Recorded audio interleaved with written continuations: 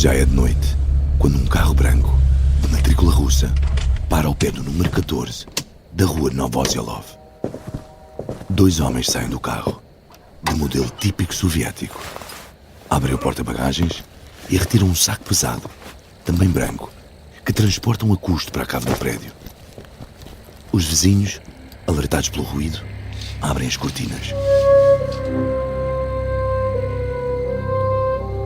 22 de setembro de 1999. A Rússia está em estado de alerta. Nas últimas semanas, várias explosões em edifícios de diferentes cidades mataram mais de 300 pessoas. Vive-se um clima de medo e desconfiança.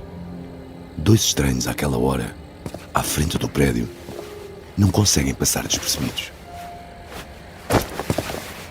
Ao espreitar pela janela, os moradores daquele bloco de apartamentos na cidade de Ryazan veem os dois homens a transportar mais sacos para a cave. Quando terminam, fecham o porta-bagagens, entram no carro e partem apressadamente. Preocupados, alguns dos residentes telefonam para a polícia. Quando os agentes chegam e descem à cave, encontram 3 sacos de 50 quilos cada um. Mas não só. Há também um detonador e um relógio em contagem decrescente com uma hora programada. 5:30 da manhã. O prédio é rapidamente evacuado e é chamada a equipa de explosivos para que se impeça o desastre iminente. Ao mesmo tempo, nas estradas nos arredores de Ryazan, começa a caça ao carro branco. Não demorará muito a ser encontrado.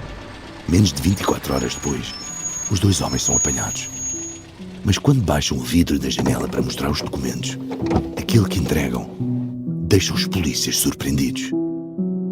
Na mão do agente que os aborda estão agora 2 distintivos, onde se vê claramente uma sigla reconhecida por todos os russos: FSB. O condutor e o pendura do carro branco são espiões do antigo KGB.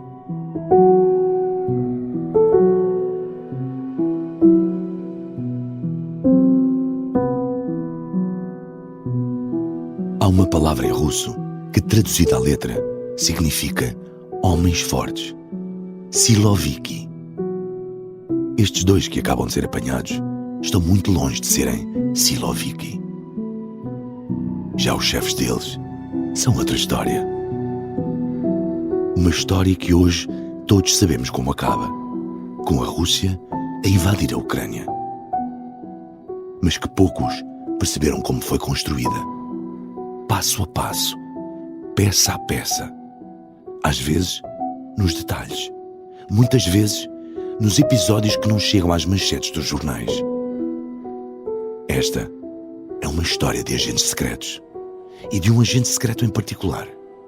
É uma história de ilusões e de mentiras. De como um homem praticamente desconhecido vem das sombras para ganhar um poder quase absoluto. E de como durante anos muito foi feito às escondidas. Mas muito estava já mesmo à frente dos nossos olhos. E nós simplesmente não vimos.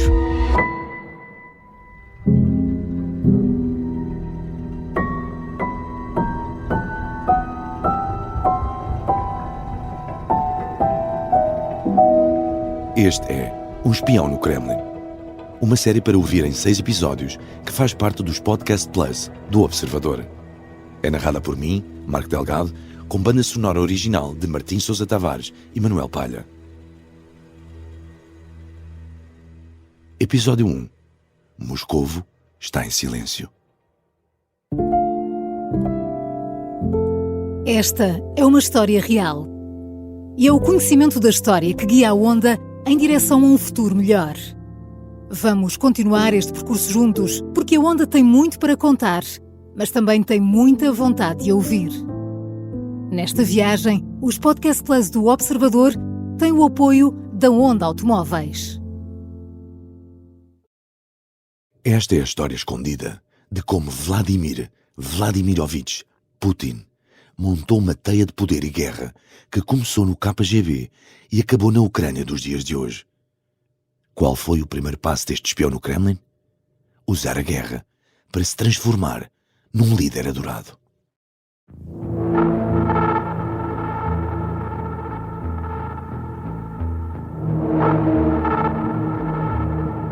Nove meses antes de os dois agentes secretos serem apanhados em flagrante a tentar colocar explosivos num prédio, as coisas estão tudo menos calmas no Kremlin. O chefe de gabinete do presidente russo acaba de convocar o procurador-geral ao Palácio Presidencial.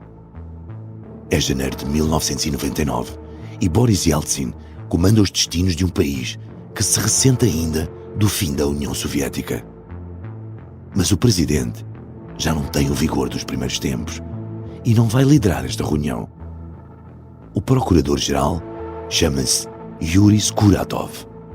Nos últimos meses, começou a investigar gente muito próxima de Yeltsin por suspeitas de alta corrupção e a tornar-se incómodo para o Kremlin. Quando chega ao palácio, é surpreendido pelo chefe de gabinete de Yeltsin com uma cassete de vídeo VHS. Догадал? Ходите. Вы уже в душе были? Был. Ходите к нам. Дурные. Самое неподходящее. A imagem é pouco nítida, mas não há dúvida do seu conteúdo.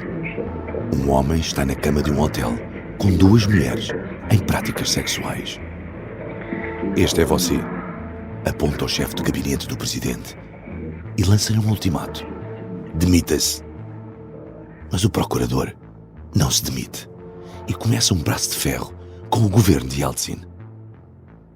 O presidente passa grande parte deste período no hospital, aflito com uma úlcera.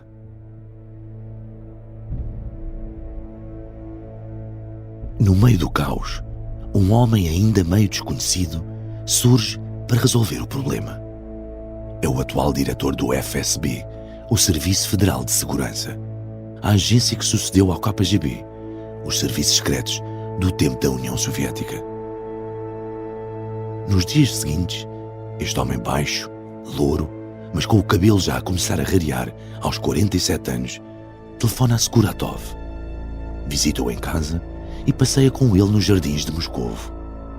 Elogia o procurador e propõe-lhe alternativas para uma saída honrosa. Por que não ser embaixador na Finlândia, por exemplo? Quando isso não resulta, parte para as ameaças. Nada demove Skuratov. Совет Федерации. Юрий Скуратов сможет снова получать подарки живым товаром. Mas tudo muda na véspera de uma audição parlamentar do Procurador-Geral, quando o canal de televisão privado RTR exibe um programa especial. Я долго терзался, показывать ли пленку Скуратова с проститутками вам. Franz Zedelmeier é um empresário alemão e naquela altura vivia na Rússia. Conta-nos que o vídeo deixou o procurador sem saída. Mostraram nas notícias o procurador-geral alegadamente com duas mulheres da noite, num quarto de hotel. A qualidade era tão má que não se conseguia realmente dizer quem era a pessoa, mas isso foi suficiente. Ele estava fora do cargo e a investigação desapareceu. E há um detalhe importante nesta história. A demissão do procurador só aconteceu depois de uma intervenção pública do diretor do FSB. A cassete parece genuína, afirmou o responsável máximo das secretas russas numa conferência de imprensa. Ninguém sabe como é que a cassete chegou à televisão. Os rumores em Moscovo dizem que o chefe do canal a recebeu diretamente das mãos de um homem de estatura baixa que se parece com o diretor do FSB. Esse homem chama-se Vladimir Vladimirovich Putin.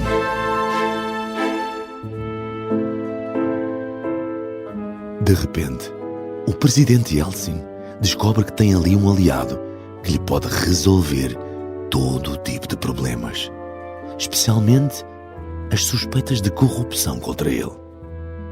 Vladimir Milov, que trabalhava no setor da energia e frequentava na altura os corredores do Kremlin, em Moscovo, não tem dúvidas. Penso que foi nesse momento que Yeltsin tomou a decisão de que Putin é o homem que o vai defender quando ele deixar o poder. Garantir que ele não iria ser acusado, que a sua família não iria ser acusada. E é assim que, no momento em que os dois agentes do FSB são apanhados em flagrante a tentar colocar uma bomba em Ryazan, Putin já não é diretor das secretas russas.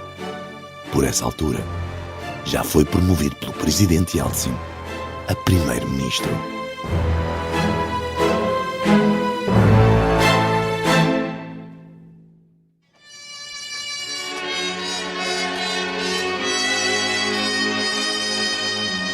С чего начинается Родина? С картинки в твоем букваре. Esta música marcou toda uma geração de agentes do KGB. Chama-se Aquilo com que a Pátria Começa e faz parte do filme O Escudo e a Espada. É uma épica antiga, com mais de 5 horas. Estreou em 1968 e é baseado num livro de propaganda soviética. Tornou-se de imediato o filme mais popular do ano. Conta a história do Major Alexander Belov, agente secreto soviético infiltrado nas SS da Alemanha nazi. По крайней мере, наши врачи это единодушно утверждают. Nesse mesmo ano, um adolescente entra pelo seu próprio pé na sede do KGB, em São Petersburgo. Volodya, como lhe chamam os amigos, pergunta o que é preciso para se tornar um agente. Tem 16 anos, viu o filme várias vezes e ficou fascinado com aquele mundo. Volodya é Vladimir Putin. O próprio contou numa biografia oficial porque desejava tanto ser um espião. Os livros e filmes de espiões como O Escudo e a Espada captaram a minha imaginação. O que me impressionava mais era como o esforço de um único homem conseguia alcançar aquilo que exércitos inteiros não conseguiam. Um espião podia decidir o futuro de milhares de pessoas. Pelo menos era assim que eu pensava. Na sede do KGB, dizem-lhe que ali não são aceitos voluntários. É preciso ser escolhido. E é preciso ter um curso superior. Qual? Pergunta. Sugerem-lhe que vá para Direito. Nunca abandona o sonho de vir a trabalhar no KGB. Mas o convite só surgirá no 4º ano da universidade. Putin leva muito a sério a formação inicial no KGB. Tão a sério que um dos instrutores chega a fazer piadas com o facto de aparecer sempre nas aulas de fato completo, com colete, mesmo em dias de verão. Mas Vladimir não deixa grande marca, apesar de ser um estudante disciplinado. Na avaliação final, um coronel destaca que Putin parece ser pouco comunicativo. Mesmo assim, no verão de 1976, o jovem Volodya começa a trabalhar como agente do KGB. É colocado no departamento de contra-espionagem. Dresden, na Alemanha de Leste, foi uma das cidades mais destruídas pelos bombardeamentos na Segunda Guerra Mundial. E ficava numa das poucas regiões da Alemanha onde não chegavam canais de televisão ocidentais. Chamavam-lhe por isso o Vale dos Ignorantes. É para aqui que Putin é enviado em 1985. Alexander Haar conhece bem o passado de Vladimir Putin na Alemanha. Este historiador alemão e consultor da empresa russa Gazprom escreveu uma das suas biografias. Ainda hoje mantém alguma proximidade com o regime de Moscovo, mas nem por isso exagera o passado de Putin no KGB. Those people who today invent a lot of stories and some kind As of pessoas que hoje em dia inventam uma série de histórias, e mesmo histórias dele ser um super espião, um James Bond da Alemanha de Leste, estão erradas. Ele tinha um trabalho burocrático, não nos verdadeiros serviços centrais do KGB na Alemanha de Leste, que era em Berlim, mas na cidade periférica de Dresden, onde, na verdade, nada acontece. in Berlin, but in a very local city of Dresden, where actually nothing happened. Mas há uma noite, quase no fim da sua missão em Dresden, que vai marcar toda a vida de Putin.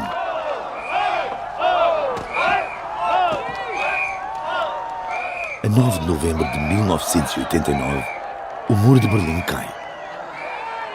Nas semanas seguintes, a cidade de Dresden fervilha com agitação nas ruas.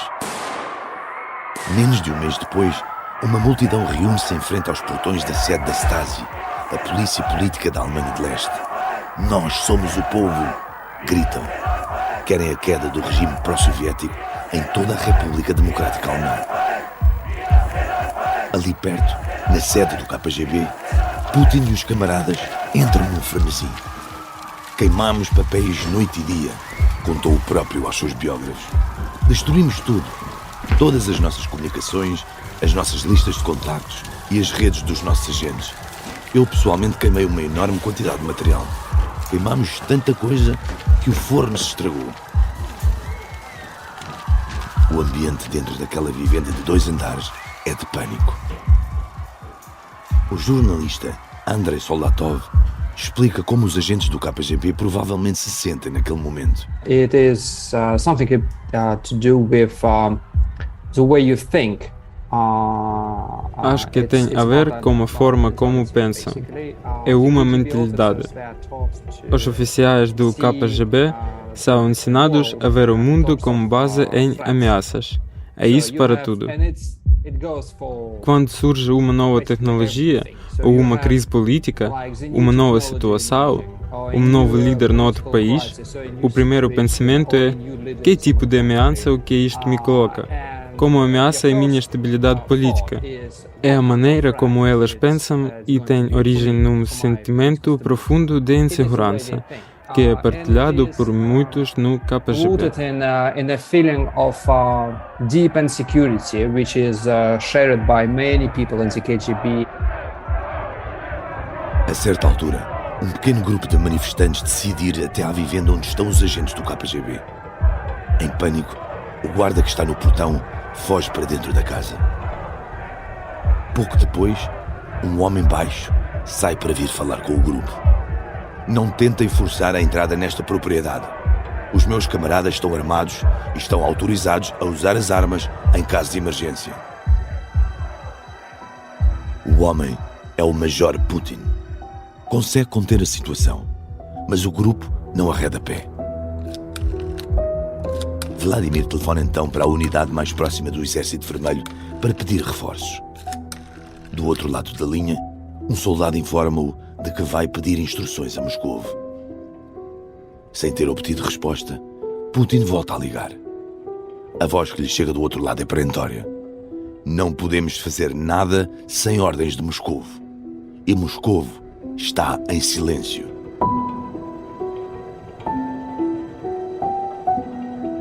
Moscou está em silêncio. Esse momento e essa frase ficarão para sempre cravados na memória de Putin. Aos biógrafos explicaria mais tarde que aquela ideia de Moscou está em silêncio deu-lhe a sensação de que ali o país já não existia. Tinha desaparecido. Resumiu tudo numa frase. Era claro que a União estava moribunda. Tinha uma doença terminal sem cura. Uma paralisia do poder. Aquela noite em Dresden reúne todos os ingredientes que ajudam a explicar os maiores receios de Vladimir Putin nas décadas seguintes. O fim do Império Soviético, em primeiro lugar, a falta de comando e ordem, em segundo. E há ainda um terceiro elemento importante para perceber muito do que acabou por vir a acontecer, como explica Jeremy Kinsman, ex-embaixador do Canadá em Moscou no início dos anos 90, que chegou a conhecer pessoalmente Putin. Ele tem um medo pessoal muito forte do poder das multidões. Viu isso em Dresden. Ele ficou verdadeiramente aterrorizado. E voltou a ver isso na Maidan, em 2014. Aquilo que ele mais temia no caso da Ucrânia era o contágio. Não éramos nazis, não éramos Estados Unidos, era o contágio.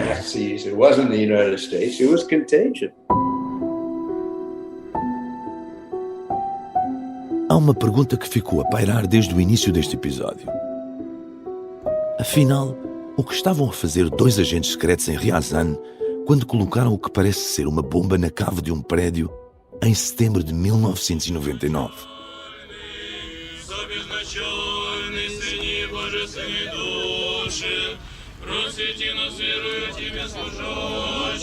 Até ali, mesmo sem provas claras e sem que os atentados tivessem sido reivindicados, o Kremlin tinha culpado os separatistas da região da Chechênia pelos ataques das últimas semanas. Desta vez, a história termina com os 2 agentes do FSB a serem detidos e depois libertados após uma chamada direta da sede. Mas essa informação não é logo tornada pública. Oficialmente, as autoridades dizem que foi um atentado terrorista que acabou por ser abortado. E foi essa a versão que vingou durante praticamente 48 horas. Até que o diretor dos serviços secretos, Nikolai Patrushev, fala a um canal de televisão e apresenta uma versão totalmente nova. Isto não foi uma bomba, garantiu. Este exercício pode não ter sido bem executado, mas era só um teste. O dito explosivo eram apenas sacos de açúcar. Afinal, nem tudo o que parece é. E tudo não passaria de um simulacro para testar a vigilância dos russos. Ou não? As explicações de Patrushev não convencem.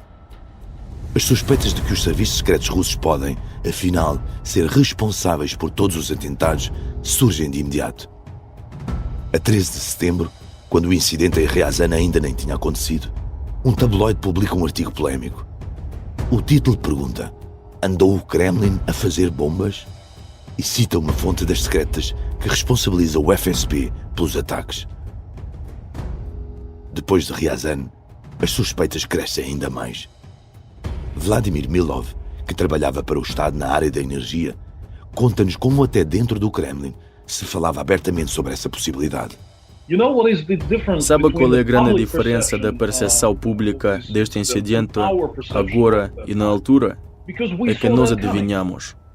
Discutíamos isso dentro do governo, nos nossos locais de trabalho. Quem anda a fazer explodir os nossos apartamentos?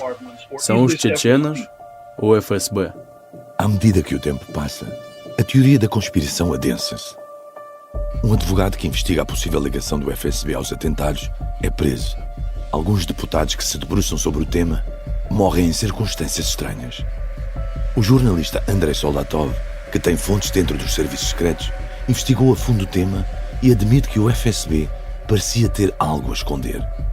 Mas, de acordo com as suas fontes, o incidente em Ryazan foi exatamente como disse Patrushev, o diretor das secretas. Aquilo foi muito estúpido da parte do FSB. Mas, na altura, falei com as forças especiais que fizeram aqueles exercícios em Ryazan. Parece-me que, às vezes, estas pessoas são realmente estúpidas. Às vezes, são mesmo estúpidas.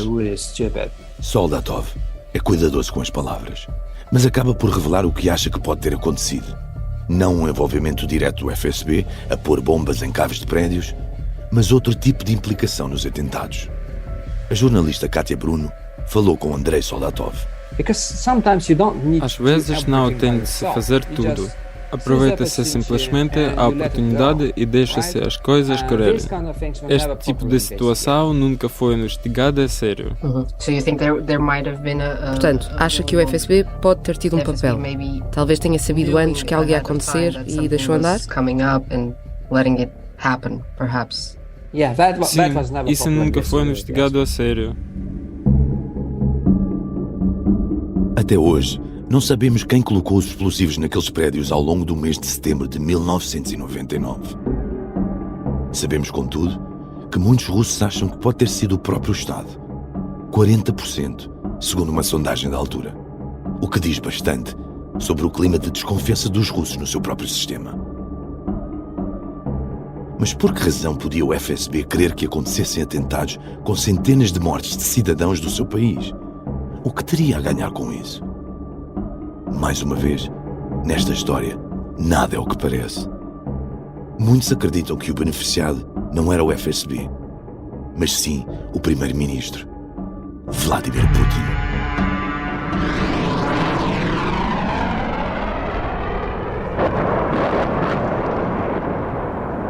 Ainda não tinham passado 24 horas sobre o incidente em Ryazan, quando aviões militares russos começam a bombardear a cidade de Grozny. Os atentados são a justificação que faltava a Vladimir Putin para avançar para uma nova guerra na Chechênia, depois da primeira derrota russa no início da década de 90. O presidente Yeltsin, doente devido ao alcoolismo, dá a Putin poder absoluto. Os relatos que vão chegando são aterradores. A artilharia do exército russo arrasa todos os edifícios. Os civis vivem fechados nos abrigos e caves dia e noite. Os hospitais são bombardeados como se fossem edifícios militares. E quando os soldados russos ocupam aldeias, o rastro de morte que deixam pelo caminho é visível. Violações, tortura, decapitações.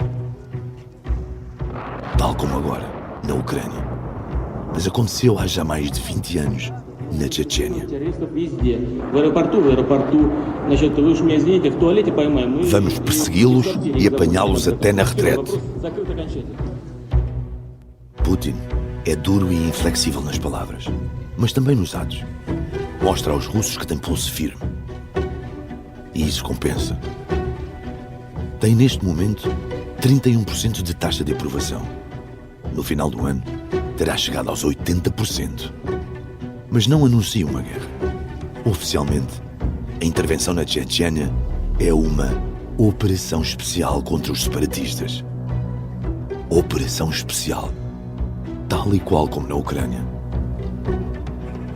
O antigo chefe da CIA em Moscou explica-nos o que é que liga aquela operação especial à invasão da Ucrânia.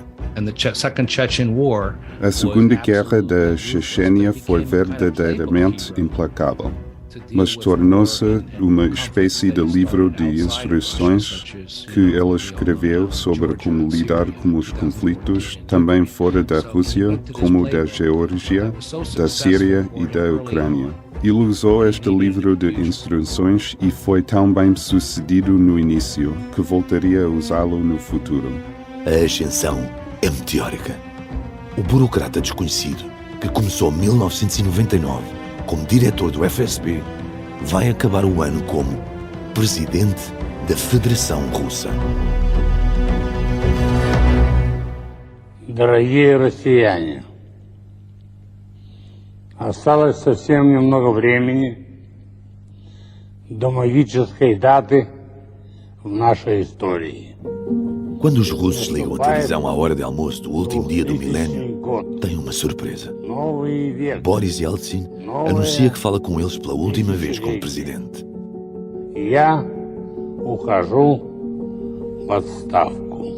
Hoje, no último dia do século que acaba agora, demito-me. A sucessão, porém, já estava preparada. Primeiro seria substituído por um presidente interino.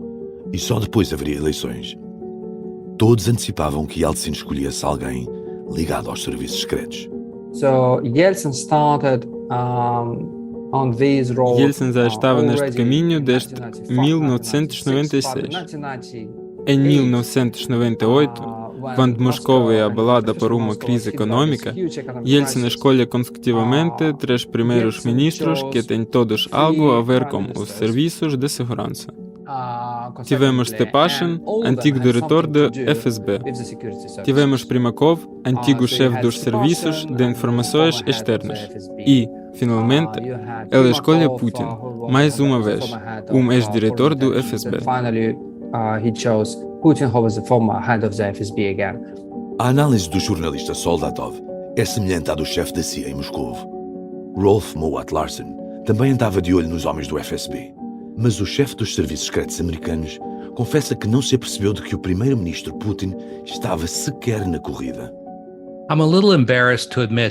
Tenho um pouco de vergonha em admitir isto, mas não reparei nela. Ele conhecia praticamente toda a gente. Estive como presidente Yeltsin algumas vezes e conheci outras pessoas influentes como Yevgeny Primakov, Sergei Stepashin e outros nomes proeminentes nos anos 90 que tiveram hipóteses de se tornar a figura de topo como Putin. Semanas antes da demissão, Yeltsin tinha chamado Vladimir Putin para acertar a transição. Agora, quando a meia-noite do novo milénio se aproxima, é um jovem Putin que aparece nos televisores dos russos reunidos à mesa e garante-lhes que não haverá um vazio de poder. Первый президент России принял решение уйти в отставку. O primeiro discurso de Putin como presidente interino é curto. Com a bandeira russa ao lado, uma árvore natal atrás, o novo chefe de Estado não sorri quando fala aos russos, mas deixa algumas garantias. Свобода слова, свобода совести, свобода средств массовой информации.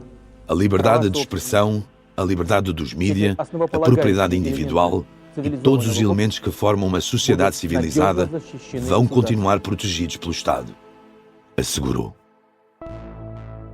23 anos mais tarde, o embaixador Jeremy Kinsman percebe que era tudo teatro. No seu discurso a aceitar a presidência no ano novo de 2000, ele só deixou uma promessa política: continuar a democracia, aperfeiçoar a democracia. Ficamos espantados com as palavras, porque tudo o que ele fez desde então foi o oposto disso. Putin não perde tempo. O primeiro decreto que assina garante que as investigações abertas contra Yeltsin e a sua família vão cair. Na mesma noite, viaja para a Chechênia, onde visita as tropas russas. Nos meses seguintes, momentos como esse enchem os telejornais todos os dias. Putin a sair de um helicóptero com roupas de estilo militar, Putin no funeral de um soldado, de ar consternado, Putin a brindar com os comandantes no teatro de guerra, e discursos, muitos discursos.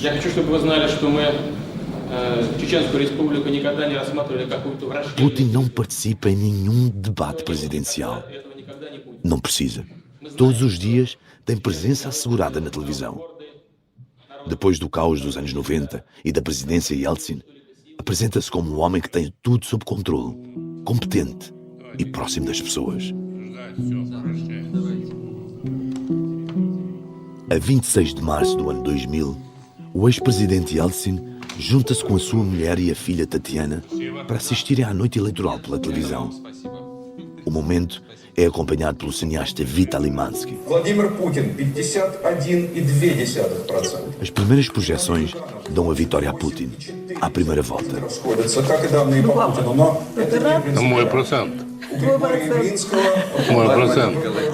Pai, estás feliz? Pergunta-lhe a filha. Esta vitória é minha, responde Yeltsin. A filha concorda. Esta vitória é tua. O cineasta desafia então Yeltsin a telefonar a Putin para lhe dar os parabéns. Мне бы Владимира Владимировича Путина. Я положу трубку. Do outro lado, alguém lhe diz que Putin foi caminhar e não está na sede da campanha para atender o telefone. Devolverá a chamada mais tarde. Mas o tempo passa e o telefone não toca. Está a caminhar há 1h30. Não vamos esperar mais. Acaba por dizer Yeltsin, irritado. O telefonema nunca chegou.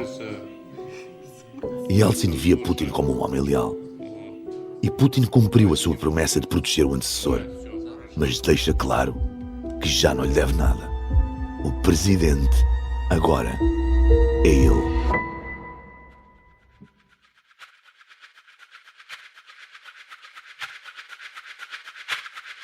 Putin chegou ao poder e quer mostrar quem manda. Mas não chegou nem permaneceu lá sozinho.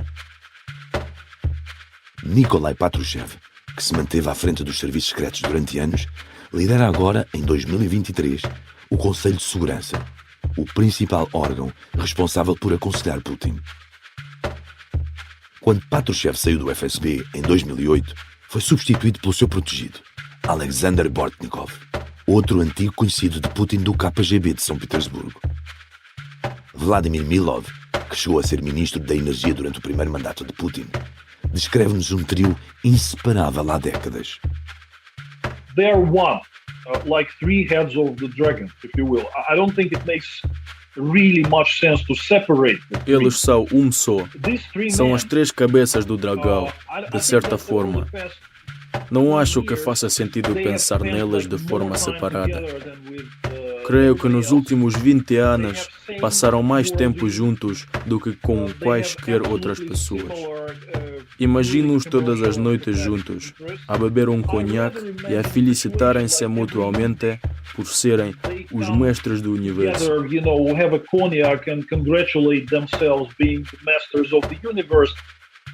Fazem parte do grupo a que os russos chamam Siloviki, os homens das agências de segurança e das forças armadas que influenciam o poder.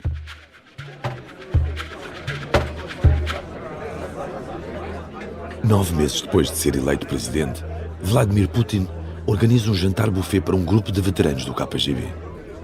À luz dos grandes lustres do Palácio Presidencial, o espião que agora manda no Kremlin celebra o sucesso do plano que só eles conheciam e discursa: quero reportar que o grupo de colegas do FSB, a quem foi incumbida a missão de trabalhar de forma clandestina no governo, cumpriu o primeiro estágio da sua missão.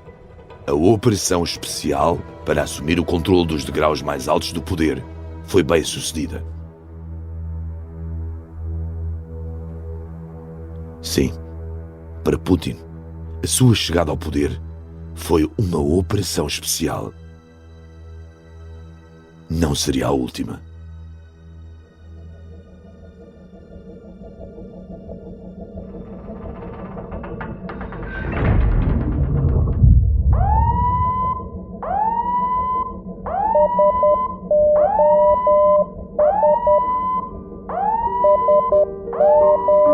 A 12 de agosto do ano 2000, um acidente no lançamento de um torpedo provoca duas explosões dentro do submarino nuclear Kursk. A tripulação, de 113 homens, não sobreviverá ao desastre. O Kursk vai acabar no fundo do mar de Barents. Mas as autoridades russas não revelam de imediato os contornos do acidente. As famílias dos marinheiros desesperam por notícias, sem saber se estão vivos ou mortos. Boris Berezovsky, um dos oligarcas que se tornaram milionários sob proteção e amizade do presidente Yeltsin nos anos de crise, tenta avisar Putin do mal-estar que se vive na Rússia. De férias em Sochi, o novo presidente não parece ter vontade de regressar. Depois de uma discussão entre os dois, a cadeia de televisão controlada pelo oligarca começa a criticar abertamente a ausência de Putin. Putin vê isso como uma traição. E para Putin, só há uma coisa pior do que um inimigo: um traidor. Mas essa é uma história para o próximo episódio.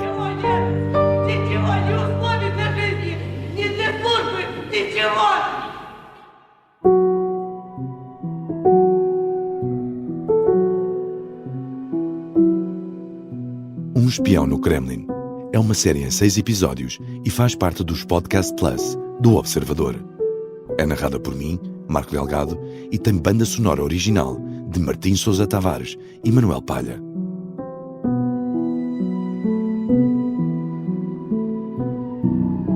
O guião e as entrevistas são de Cátia Bruno. A edição é de João Santos Duarte. A sonoplastia é de Bernardo Almeida. A coordenação é de Miguel Pinheiro, Filomena Martins, Pedro Jorge Castro, Ricardo Conceição e Sara Antunes de Oliveira. Neste episódio, ouvimos ainda as vozes de Peter Schliff, Vadim Polyazovoy, Austin Bush e David Zakharov, agenciado da Sonder People. Ouvimos também sons históricos retirados do YouTube e um excerto do documentário As Testemunhas de Putin, de Vitaly Mansky.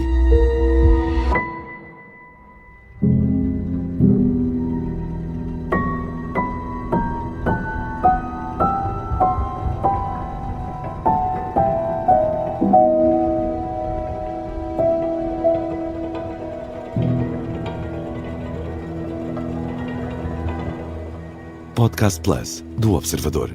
É mais do que um podcast.